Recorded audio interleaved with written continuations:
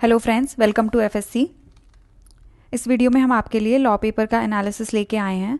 हमारा GS paper का video already आ चुका है, आप चाहें तो वो भी देख सकते हैं।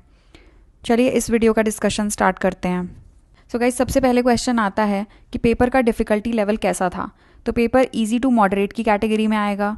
इनफैक्ट ईजी ही था। 70% questions direct section based questions थे और उसके अलावा जो रिमेनिंग 30% थे वो भी इजी और डायरेक्ट थे। बहुत कुछ डीप में नहीं पूछा गया था। इनफैक्ट पेपर देख के ऐसा लगा कि किसी ने पेपर बनाते वक्त बेयर एक्ट्स को इंडेक्स पेज से आगे खोलने का एफर्ट ही नहीं लिया है।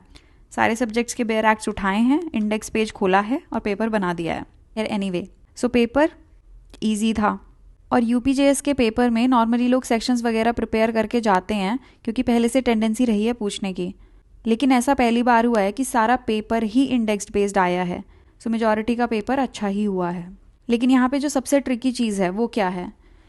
वो है कि आपका पेपर इजी है, लेकिन आप जब उस पेपर को दे रहे हैं तो वो जो पूरा दिन है, वो जो 2 घंटे हैं, वो आपकी सिचुएशन थोड़ी डिफ़िकल्ट है। यहाँ पे जो स्टूडेंट की साइकी के साथ खेला गया है वो थोड़ा डिफ़िकल्ट है। और इसमें एक बहुत बड़ा फैक्टर है कि आपका पेपर फ्रेम किस तरीके से हुआ है। सो क्वेश्चंस बहुत इजी हैं, लेकिन अगर आप पेपर फ्रेमिंग या क्वेश्चन फ्रेमिंग को देखेंगे तो आप देखेंगे कि पेपर में काफ़ी लेंथी क्वेश्चंस बनाए गए हैं और majority of the questions matching के फॉर्म में हैं, रीज़न असर्शन है और क्रोनोलॉजिकल क्वेश्चंस ऐसे पूछा गया है।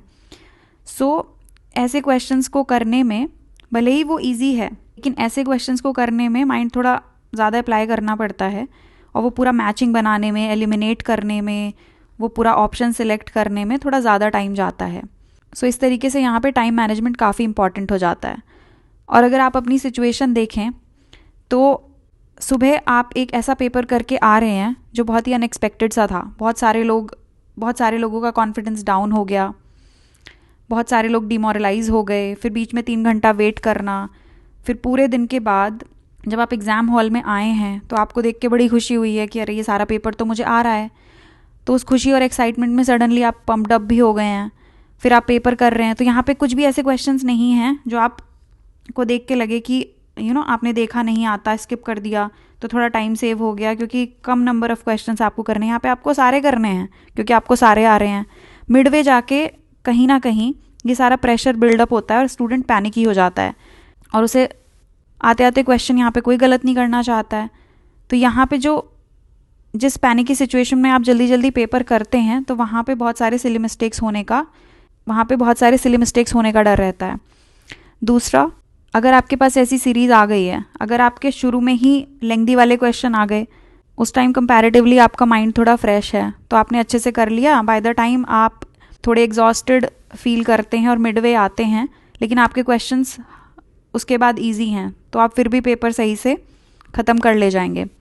लेकिन कुछ लोगों के साथ होता क्या है कि उनकी सीरीज़ में वो लेंथी और डिफ़िकल्ट क्वेश्चन हाफ टाइम के बाद आते हैं, तो वहाँ पे वो और ज़्यादा पैनिक करेंगे और हो सकता है कुछ लोगों के कुछ क्वेश्चन छूट भी जाएं या जो एक काम माइंड से वो सही हो सकते थे वो ना हो। सो ये चीज़ थी यहाँ पे।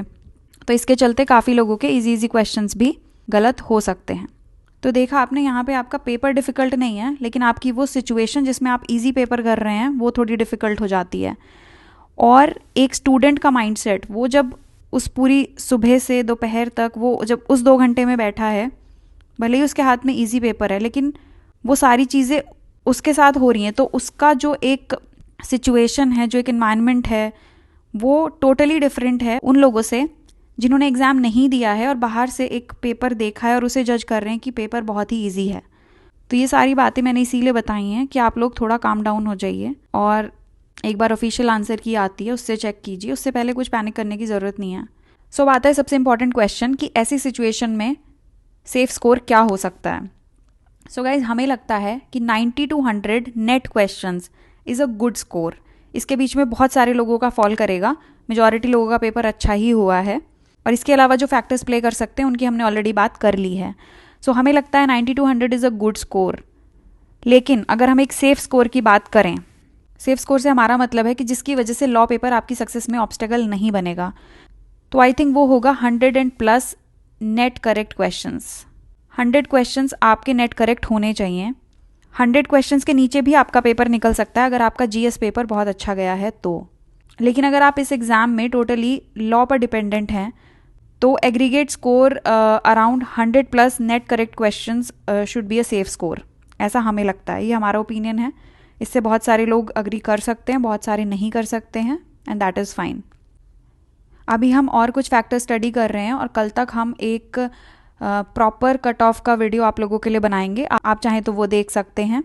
और आपको ये वीडियो अच्छा लगा है तो आप इस वीडियो को लाइक कर सकते हैं और हमारे चैनल को सब्सक्राइब भी कर सकते हैं। Thank you very much.